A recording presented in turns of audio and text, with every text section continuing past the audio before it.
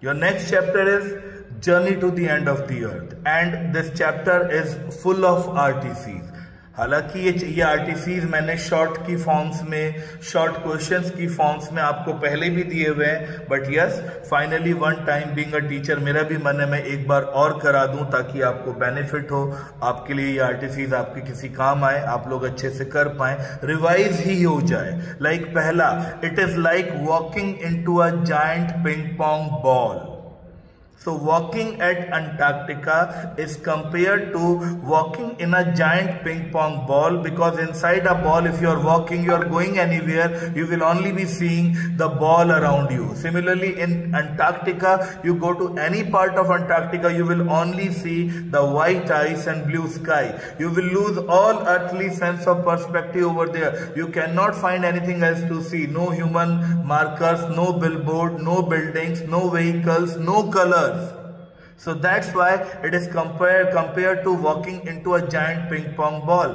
आपको एक बॉल में डालकर कितना ही घुमा लिया जाए, आपको तो अपने आसपास बॉल ही दिखेगी, आप कैप्टिविटी में उसके अंदर. सिमिलरली आप अंटार्कटिका में कहीं भी घूम ले, you will only see white sky and blue sky. Oh, blue sky and white ice. I'm sorry. You will only see blue sky and white ice all around you. Spreading means to the vastness over there. Next, what is described as chilling prospect? Going to Antarctica has been described as chilling prospect. Why? Because at Antarctica, वहां जाकर poet जो है वो कहती chilling prospect. First, because of metabolic differences.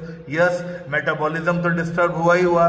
Chilling इसलिए भी कि वहां जाकर I was like wonderstruck. I was in profound wonder. How can this area be so isolated? How can this area be so vast? How can there be a time when India and Antarctica were the part of same land mass? ये सारी चीजें मेरे लिए एक chilling prospect की तरह थी, एक चिलिंग फैक्टर की तरह थी, एक सरप्राइजिंग फैक्टर की तरह थी. That's why this is described as a chilling prospect. Third RTC from the Journey to the End of the Earth is the prognosis is not good. Answer is this. This statement or this line refers to the human attitude towards this planet. And because of the recklessness of human, इस धरती पर इंसान को आए हुए महज 12,000 साल हुए हैं. We have been on this planet only for 12,000 years. On a geographical map, 650 million year old अगर इस प्लेनेट का एक जियोग्राफिकल क्लॉक बनाया जाए, उस क्लॉक पर वी हैव बीन, अगर our arrival, our existence will be only a few seconds.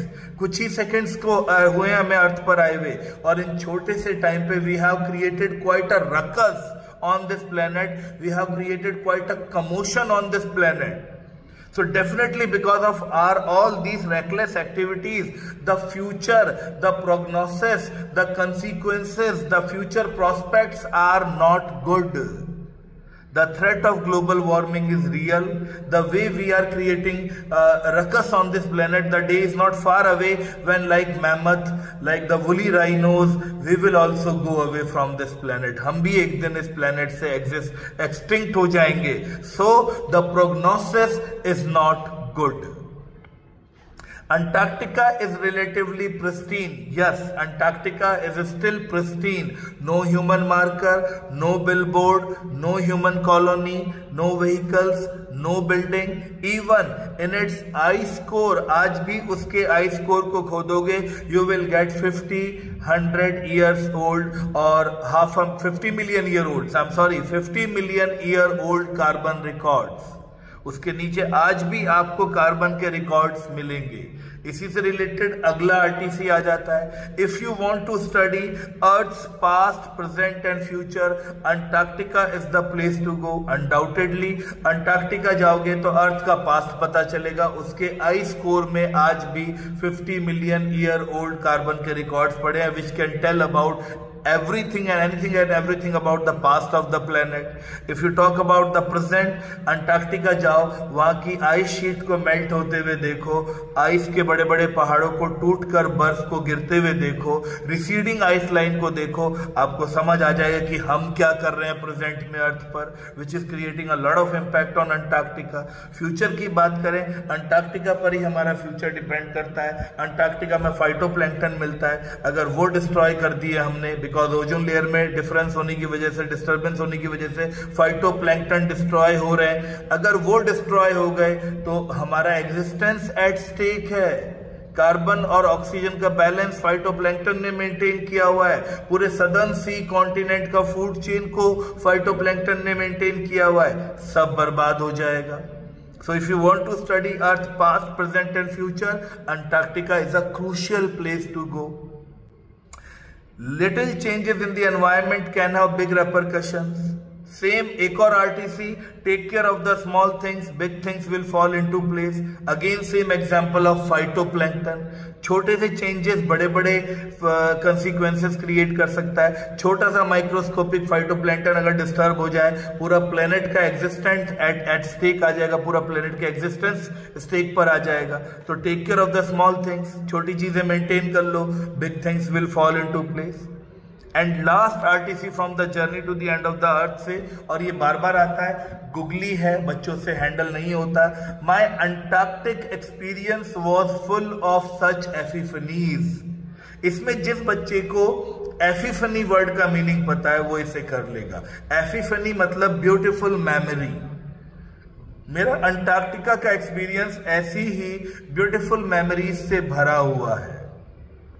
मतलब during the Antarctic travel Tishani Doshi had many beautiful memories, but out of them the most beautiful memory was the walk on the ocean. And फिर आप last वाला part walk on the ocean describe करेंगे. कैसे 52 students नीचे उतरे tadpole island के पास जाकर, जब उनका ship it was not able to move any further, the captain instructed them to that they are going back now. So they were instructed that all of them, सबके सब नीचे उतरेंगे and walk on the ocean, सब ocean पर चलेंगे. गोर-टेक्स, the specially made cloth to wear in such extreme weather, वो कपड़े पहनकर और क्या बोलते हैं ग्लेयर्स लगाकर आंखों पर वो लोग समुंदर पर उतरे. 1 मीटर आइस पैक उनके पैरों के नीचे जमा हुआ, 1 मीटर बर्फ, और उसके नीचे अराउंड 150 मीटर लंबा चौड़ा जीता जागता समुंदर. जब समुंदर के ऊपर चल रहे थे, that is described as a means wow experience for the narrator. That's why it is described as the Antarctic experience was full of such epiphanies, and the walk on the ocean was the most beautiful epiphany. So these are the RTCs from journey to the end of the earth. I hope आप लोगों को ये सारे समझ में आ गए होंगे.